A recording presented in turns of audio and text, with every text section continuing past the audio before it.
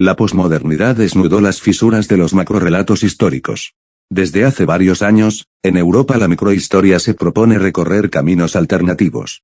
El núcleo fundador de esta nueva disciplina se formó en Italia durante los primeros años 60.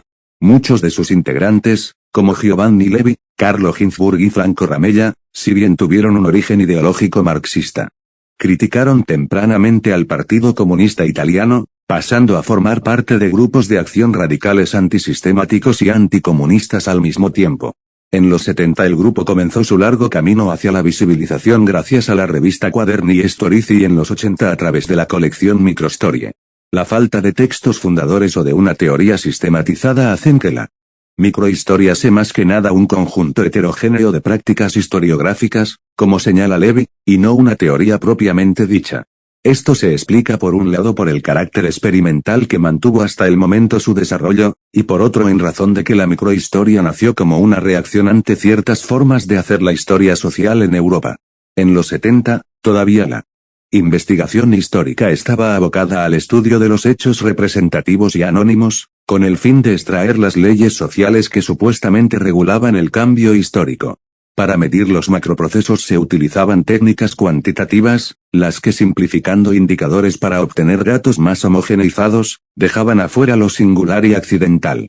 Ya a mediados de los 70, numerosos investigadores sometidos a la influencia de la antropología señalaban cómo la utilización de estas técnicas de medición soslayaba del relato histórico los comportamientos de los sujetos, la experiencia social y la constitución de identidades de los grupos.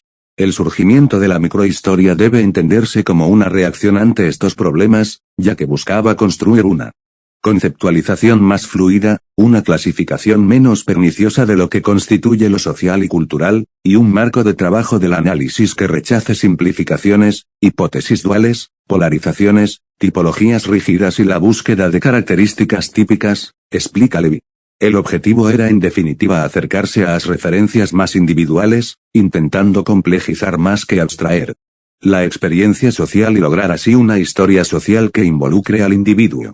En este aspecto cabe destacar un matiz, ya que a diferencia de Ginzburg-Levi, además de estar interesado en lo individual, busca la relación con los contextos sociales, algo que desestima por completo el primero. En el fondo es el viejo sueño de una historia total, pero esta vez a partir de la reconstrucción de lo vivido, concluye sobre el punto el francés Jacques Rebel.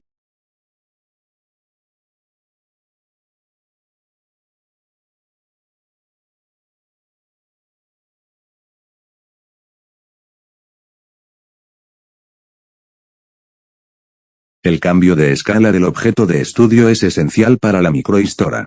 Una investigación que busque la complejización, el análisis exhaustivo de fuentes y el fin de las simplificaciones exige reducir el campo de lo observado.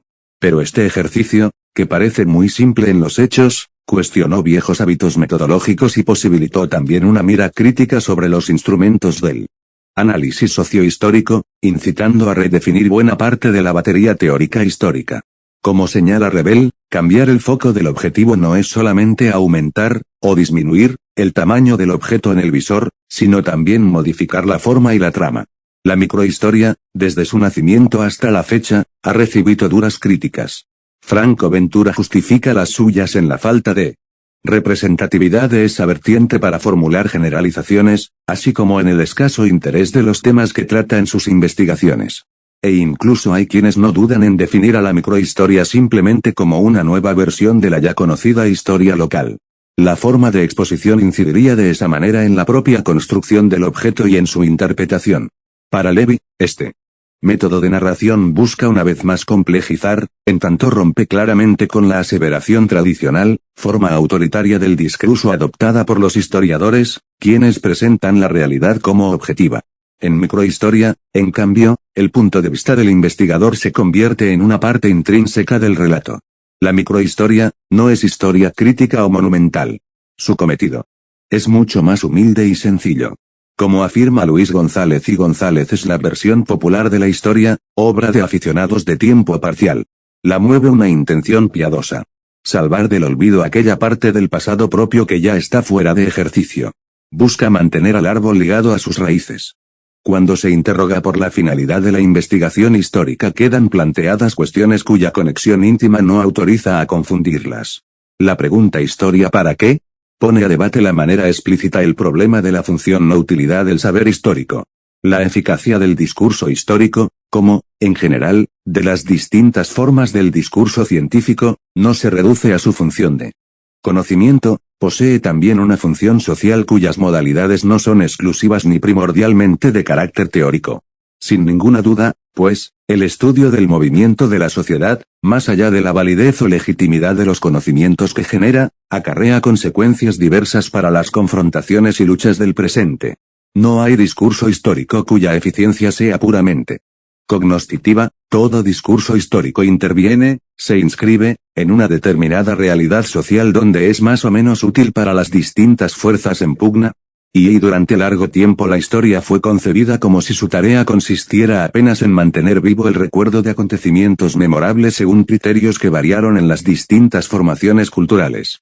La función de esta disciplina se limitó primeramente a conservar en la memoria social un conocimiento perdurable de sucesos decisivos para la cohesión de la sociedad, la legitimación de sus gobernantes, el funcionamiento de las instituciones políticas y eclesiásticas así como de los valores y símbolos populares. El saber histórico gira alrededor de ciertas imágenes con capacidad de garantizar una información compartida. Casi desde el principio la historia fue vista también como una colección de hechos ejemplares y de situaciones paradigmáticas cuya comprensión prepara a los individuos para la vida colectiva. De ahí la antigua tendencia, ya mencionada, a solicitar de la historia que guíe nuestra acción. A finales del siglo pasado, sin embargo, ya aparecía como ilusión pasada de moda creer que la historia proporciona enseñanzas prácticas para guiarse en la vida, historia magistra vital, lecciones de inmediato provecho para individuos y sociedades. Las condiciones en que se producen los actos humanos son raras veces suficientemente semejantes de un modo a otro para que las lecciones de la historia puedan ser aplicadas directamente. La función teórica de la historia, explicar el movimiento anterior de la sociedad, y su función social, organizar el pasado en función de los requerimientos del presente, son complementarias. El saber intelectual recibe sus estímulos más profundos de la matriz social en permanente ebullición y, a la vez, los conocimientos producidos en la investigación histórica están en la base de las soluciones que se procuran en cada coyuntura. Esta complementariedad, sin embargo, no elimina las tensiones y desajustes entre ambas funciones.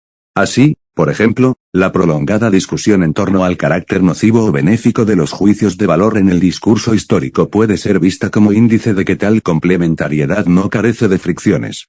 Parece obvio que las interpretaciones históricas incluyen siempre juicios de valor y que ningún apego a la pretendida objetividad del dato anula el peso de los esquemas ideológicos en la narración explicativa.